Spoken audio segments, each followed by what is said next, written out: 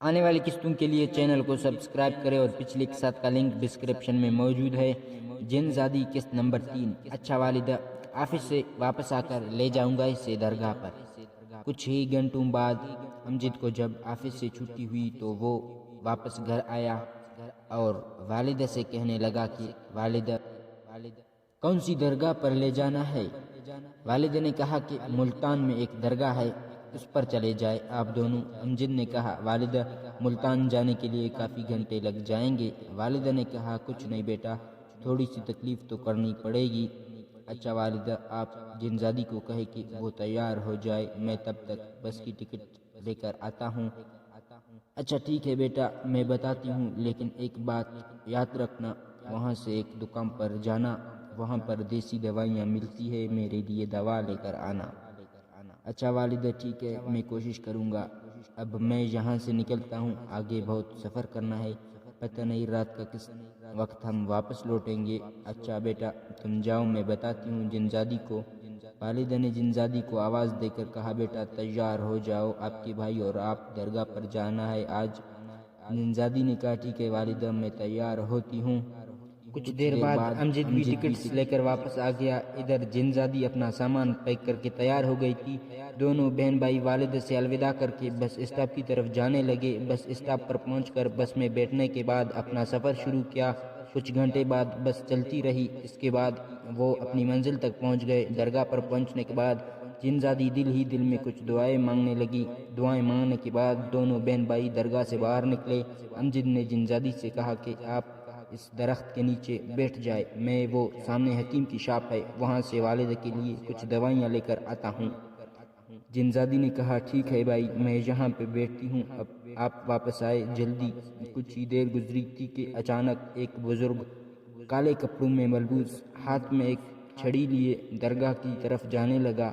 جیسے ہی وہ درگاہ کی دروازے کے اندر داخل ہوا تو اس کی نظر جنزادی پر پڑی اور وہ جنزادی کی طرف گیا۔ وہاں پہ جا کر بس دو ہی لفظ دہرانے لگا، ختم ہو گیا، سب برباد ہو گیا۔ جنزادی پریشان ہوئی اور بابا سے پوچھنے لگی کہ بابا یہ کیا بات ہے، مجھے صاف صاف بتائے۔ جنزادی کا اتنا ہی کہنا تھا کہ بابا وہاں سے درگاہ کی طرف جانے لگا۔ جنزادی پیچھے سے آواز دے کر بابا سے یہی پوچھتی رہی کہ برائے مہربانی مجھے بتا کر جائے، لیکن بابا نے کوئی بھی جواب نہ دیا، درگاہ کی طرف چلا گیا۔ جنزادی واپس اسی درخت کے نیچے آ کر بیٹھ گئی اور بھائی کا انتظار کرنے لگی۔ جنزادی کو بچپن کی شرارتیں یاد آنے لگی، وہ دل ہی دل میں خون کے آنسو رونے لگی۔ یہ کہنے لگی کہ کاش میں نے یہ سب نہ کیا ہوتا تو آج یہ دن دیکھنے نہ پڑتے۔ امجد والدہ کی دوا لے کر واپس آ گیا، جنزادی کے لیے فریش جوس بھی لے کر آیا۔ امجد نے جنزادی سے کہا جوس پی لے، اس کے بعد ہم واپس گھر کی طرف چلیں گے۔ جنزادی نے کہا نہیں بھائی آپ پی لے، مجھے جوس کی طلب نہیں۔ امجد نے کہا کیا ہوا جنزادی، آپ کافی پریشان لگ رہی ہے۔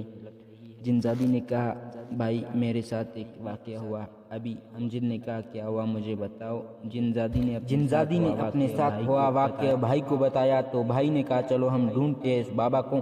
دونوں بہت دیر تک بابا کو ڈھونڈتے رہے مگر بابا کا کہیں کچھ پتہ نہ چلا۔ پھر ایک درگاہ کی ملنگ سے جا کر پوچھا اور بابا کا اولیا بتایا۔ اسے ملنگ نے کہا جی سر، میں نے تھوڑی دیر پہلے اس بابا کو دیکھا تھا۔ امجد نے کہا فوراً اس کا پتہ بتاؤ، وہ اس وقت کہاں ہوگا؟ ملنگ نے کہا اس کا کوئی پتہ نہیں، کب آتا ہے کب جاتا ہے، کسی کو نہیں بتاتا کہ وہ کہاں رہتا ہے۔ دونوں ملنگ کی بات سے مایوس ہوئے اور واپس بس اسٹاپ کی طرف جانے لگے۔ بس اسٹاپ پر جانے کے بعد بس میں بیٹھ گئے اور واپسی کا سفر جاری کیا۔ کچھ گھنٹے بس چلنے کے بعد واپس گھر پہنچے اور والدہ کو سلام کیا۔ والدہ ان کے انتظار میں جاگ رہی تھی، اب تک وہ سوئی بھی نہیں تھی۔ والدہ نے جب دونوں بچوں کو گھر کے دروازے پر دیکھا تو بہت خوش ہوئی، پھر پوچھا سناؤ کیسا رہا سفر؟ امجد نے کہا الحمدللہ والدہ بہت اچھا رہا، لیکن جنزادی کے چہرے پر مایوسی اور ڈر اب تک نظر آ رہا تھا۔ والدہ نے جنزادی سے کہا بیٹا خاموش کیوں ہو؟ امجد نے کہا چلو والدہ اندر گھر میں جا کر بات کرتے ہیں۔ کمرے میں آنے کے بعد امجد نے سب واقعہ والدہ کو بتایا۔ والدہ نے یہ سن کر کہا اللہ پاک رحم کرے، میری بیٹی کو پتہ نہیں کس کی نظر لگ گئی ہے، ہنستی کھیلتی میری بیٹی تھی، اب تو ڈر کے مارے اتنے کمزور ہو گئی ہے۔ امجد بیٹا، جتنا جلدی ہو سکے امجد زادی کا رشتہ کہیں پہ طے کرتے ہیں۔ کوئی اچھا سا لڑکا دیکھ کر، ہو سکتا ہے کہ یہ محلہ چھوڑنے کے بعد جن زادی کے حالات بہتر ہو جائے۔